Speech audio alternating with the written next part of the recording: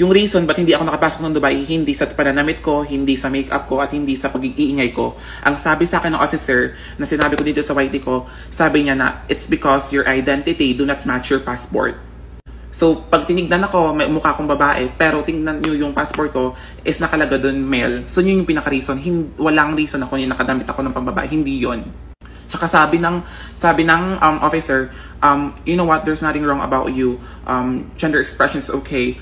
Pero yun nga, rules is rules. You should abide by the rules. At ito yung rules namin. So, pasensya na daw kung ganito yung nangyari. Sabi ko naman, it's totally fine. I understand that I should abide by the law and I'm not really familiar with your rules here and it's my first time, so I don't have any idea. So yun, te. Te, kung alam nyo lang yung experience dun, hindi nyo alam kung makakauwi pa ba kayo ng Pilipinas kasi wala kang alam sa mangyayari sa'yo dun. So ako din, hindi ako masisi kasi takot din ako nung time na yun at gusto ko lang yung gusto ko lang noon is makauwi ng Pilipinas at yun yung gusto ni Maming Hera din na makauwi din ako ng Philippines para safe ako.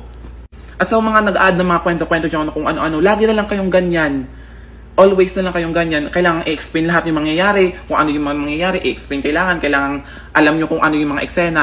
Eh, hindi naman kayo nakaka-experience ng ganun eh. Sinishare ko lang yung journey ko para aware din kayo next time. At saka hindi naman kayo yung naano doon, na-stuck, ako yun. So ba't kayo nasa-stress? Oh my gosh, dinadamay nyo pa si Mami Hera. Shoota. Yung reason ba't hindi ako nakapasok ng Dubai, hindi sa pananamit ko, hindi sa makeup ko, at hindi sa pag-iingay ko. Ang sabi sa akin ng officer na sinabi ko dito sa YT ko, sabi niya na, it's because your identity do not match your passport. So, pag tinignan ako, may mukha akong babae, pero tingnan nyo yung passport ko, is nakalaga doon male. So, yun yung pinaka-reason. Walang reason ako yung nakadamit ako ng pambabae. Hindi yon. Tsaka sabi ng officer, you know what, there's nothing wrong about you. Gender expression is okay. Pero yun nga, rules is rules. You should abide by the rules. At ito yung rules namin. So, pasensya na daw kung ganito yung nangyari. Sabi ko naman, it's totally fine. I understand that I should abide by the law and I'm not really familiar with your rules here and it's my first time, so I don't have any idea. So, yun, te.